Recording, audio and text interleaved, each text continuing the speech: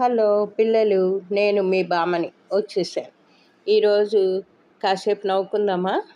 మీకు కొన్ని జోక్స్ చెప్తాను, విని నవ్వుకోండి. మీ ఫ్రెండ్స్కి కూడా చెప్పి నవ్వుకోండి. అందరికన్నా ముందుగా మీ అమ్మగారికి, నాన్నగారికి ఆ జోక్స్ చెప్పండి. ఎందుకంటే వాళ్ళు మీకోసం రోజంతా కష్టపడతారు. మీరు హ్యాపీగా ఉండాలని అనుకుంటారు కదా. సో అలాంటి అమ్మా నాన్నని మీరు నవ్వించాలి కదా, నవ్విస్తారు కదా. సరే, మరి జోక్ చెప్పుకుందామా? సరే చెప్తా, వినండి. ఒక ఊరిలో వెంగళప్ప అనే ఒక అతను ఉండేవాడు. వెంగళప్పకి టెర్రస్ గార్డెన్ ఉంది.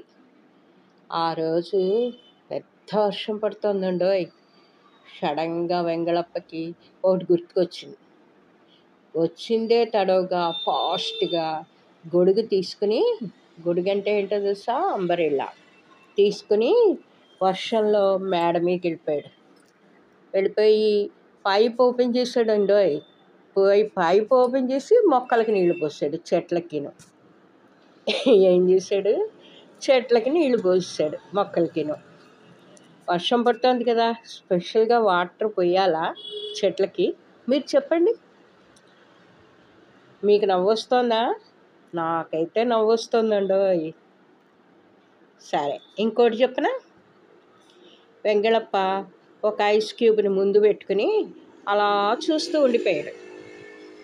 ఒక అతను వచ్చి, ఏమైంది వెంగళప్ప, ఎందుకు ఐస్ క్యూబ్ని అలా చూస్తున్నావు అని అడిగాడు. అప్పుడు వెంగళప్ప అమాయకంగా ఇలా అన్నాడు, ఐస్ క్యూబ్ నుంచి వాటరు ఇలా కారుతోంది కదా, అందుకని ఆ ఐస్ క్యూబ్లో హోల్ అంటే ఏమిటో తెలుసా, కన్నం ఎక్కడ ఉందా అని వెతుకుతున్నాను అన్నాడు. అతను అవాకైపోయాడు. అయ్యో వెంగళప్ప అన్నాడు. అని ఐస్ కరగడం వల్ల వాటర్ వస్తుంది, హోల్ ఉండడం వల్ల కాదు అని నవ్వాడు. బాగున్నదా పిల్లలు? నవ్వుకున్నారా? మన లైఫ్లో అన్నిటితో పాటు నవ్వడం ఎంతో ఇంపార్టెంట్. నవ్వించడం కూడా ఇంపార్టెంటే. నవ్వడం వలన మనం ఆరోగ్యంగా ఉంటాం.